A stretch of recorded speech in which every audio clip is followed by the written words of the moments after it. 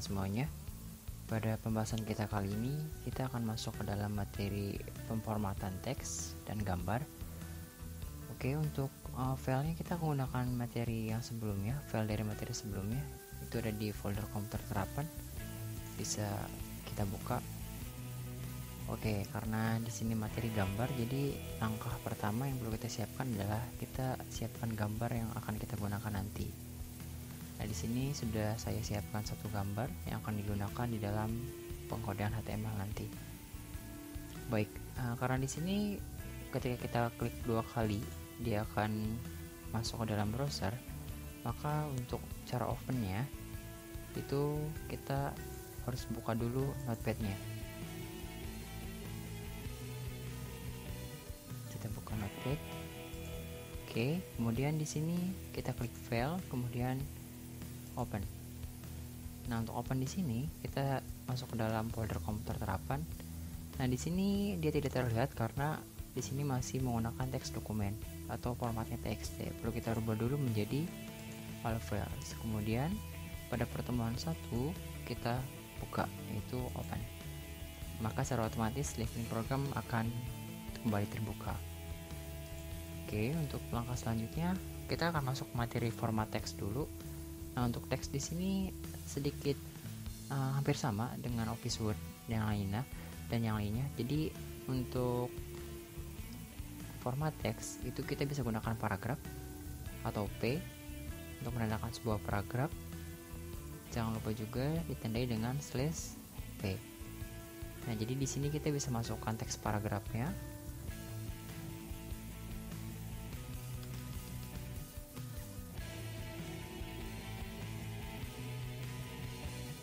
Oke, kemudian untuk tanda cetak tebal itu kita menggunakan tanda B atau tag B. Di sini teks cetak tebal.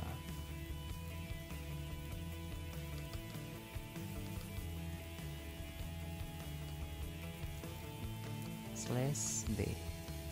Kemudian yang identik dengan Office Word itu biasanya bold, italic ataupun underline. Nah, di sini juga sama untuk HTML.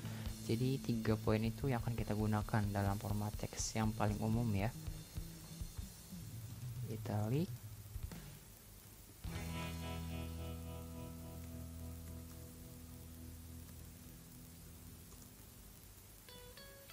jangan lupa /i. Oke, ini kurang A. Nah, untuk underline kita bisa gunakan U untuk underline teks cetak bergaris. Oke, untuk melihat hasilnya kita cukup simpan, kemudian buka folder yang tadi. Maka di pertemuan 1 kita buka menggunakan browser, yaitu Google Chrome. Maka secara otomatis dia akan terbuat seperti ini. Nah, di sini ukurannya masih ukuran standar ya, jadi ukurannya cukup kecil. Perlu kita rubah dulu untuk ukuran fontnya. Nanti bisa kita gunakan tag font. Nah, ini perlu diperhatikan di sini. Jadi untuk teks paragraf, ketika kita menggunakan paragraf maka dia akan keseluruhan menjadi sebuah paragraf. Nah, berbeda dengan format teks yang di bawahnya, yang cetak tebal, miring ataupun cetak bergaris. Di sini dia menyamping semua. Bagaimana caranya agar dia menjadi ke bawah? Nah, untuk ke bawah maka kita membutuhkan sebuah tag bantuan, yaitu kita bisa gunakan yang namanya tag BR atau singkatan dari break. Break di sini berarti dia akan memisahkan dari lembar 1 ke lembar selanjutnya atau baris 1 ke baris selanjutnya. BR juga. Di sini kita masukkan juga BR. Maka setiap baris dia akan memisahkan bagiannya. Jadi teks cetak tebal dia di bagian baris 1, untuk yang miring di bagian baris 2, dan bergaris dia di bagian baris 3. Kita simpan, kemudian kita refresh, maka secara otomatis dia akan ke bawah seperti ini. Oke, untuk langkah selanjutnya tadi kita akan mengatur ukuran font.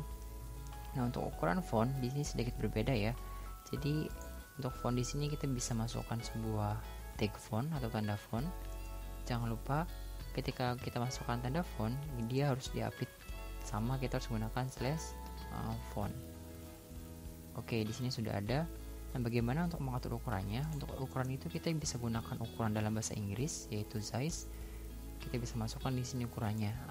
Ukurannya bebas ya. Tidak bisa satuan 1, 2, 3 sampai 10. Kita coba masukkan 5 dulu. Kemudian kita simpan. Oke, berarti untuk teks paragraf dia akan sedikit berubah untuk ukurannya. Ya, seperti itu. Ini adalah ukuran font dengan tingkat ukuran 5. Nah, bagaimana jika kita ingin merubah jenis dari font itu sendiri? Nah, untuk jenisnya kita bisa gunakan sebuah atribut atau sebuah pelengkap sama seperti size temannya. Kita simpan di sampingnya aja, yaitu face. Face di sini menandakan untuk jenis yang akan kita gunakan. Nah, untuk font jenisnya bisa kalian lihat di Microsoft Office Word. Di sana banyak sekali jenis-jenis font yang bisa kita gunakan. Sebagai contoh, di sini saya akan menggunakan sebuah jenis font yang bernama Forte. Oke, kemudian untuk warnanya juga biar sekalian. Untuk warna kita bisa sesuaikan juga. Misalkan kita menginginkan selain warna hitam, berarti kita bisa masukkan di sini sebuah warnanya, color. Kita masukkan, misalkan di sini saya ambil warna merah. Hijau saja ya. Kita masukkan warna green. Oke, kita simpan.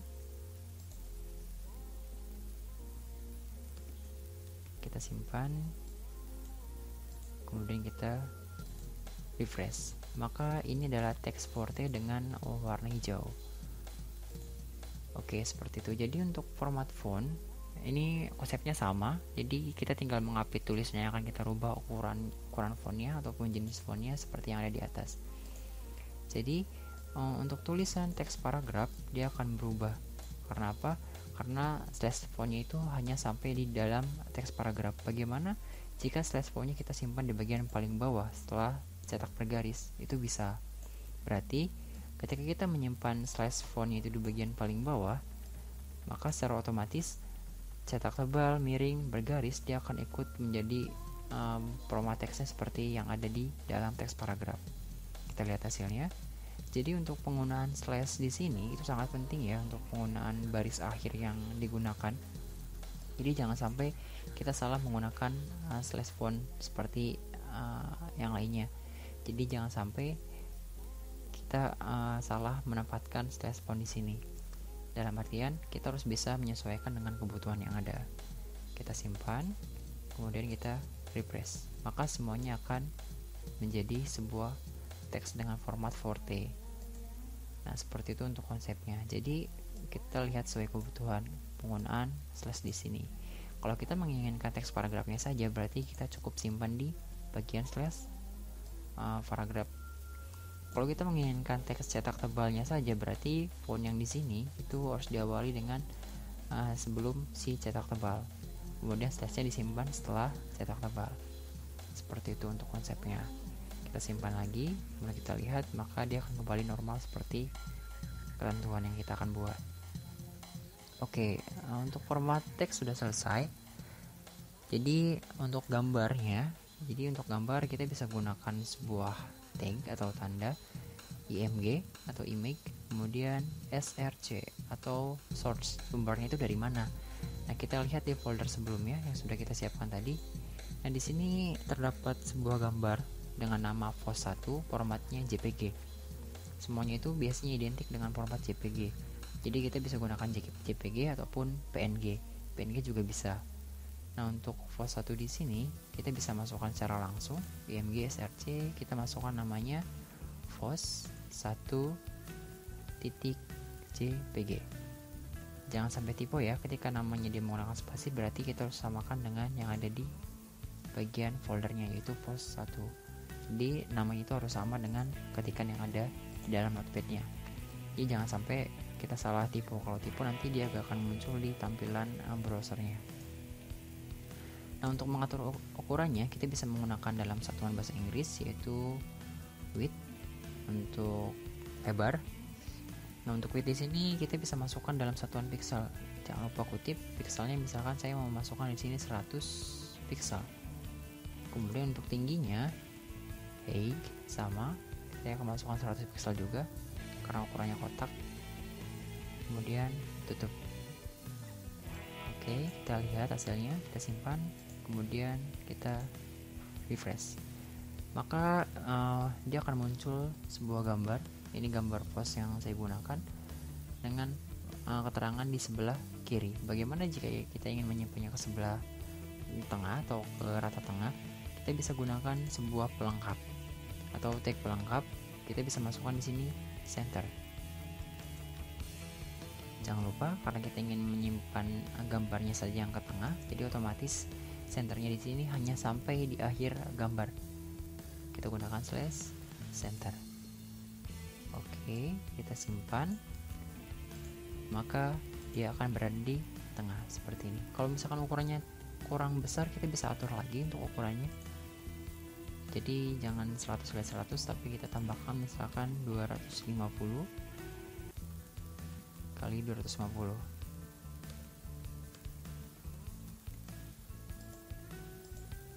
Iya, seperti itu. Terus kenapa di gambar di sini dia hanya menggunakan sebuah tag atau tanda center? Kenapa tidak menggunakan yang namanya align? Nah, jadi dalam penggunaan atribut itu semua elemen dia memiliki atributnya masing-masing. Jadi kita nggak bisa memasukkan dalam IMG memasukkan align center, karena align center di sini dia hanya boleh dimiliki oleh si H1. Nah, jadi align di sini dia hanya bisa digunakan untuk format teks. Untuk contoh, di dalam teks paragraf kita bisa masukkan align. Karena apa? Karena P di sini sebagai format teks, jadi kita bisa masukkan align sama dengan center. Jadi align center di sini dia gak bisa digunakan di dalam IMG. Jadi IMG bisa digunakan center jika kita gunakan sebuah tanda khusus untuk gambar tersebut, yaitu centernya saja. Berbeda dengan align. Kalau align di sini dia untuk performatan teks. Kita simpan. Maka teks paragraf dia akan berada di tengah. Seperti itu konsepnya. Jadi sudah punya pasangannya masing-masing ya. Jadi align di sini hanya bisa digunakan untuk format teks, yaitu letak teksnya itu ada di mana. Berbeda dengan center yang di sini. Kalau center yang di sini dia untuk konten. Dalam artian konten seperti gambar, tabel ataupun yang lainnya. Oke, kalau sudah mungkin pembahasan kita sampai di sini dulu ya. Kita akan lanjutkan di pembahasan selanjutnya. Baik, terima kasih.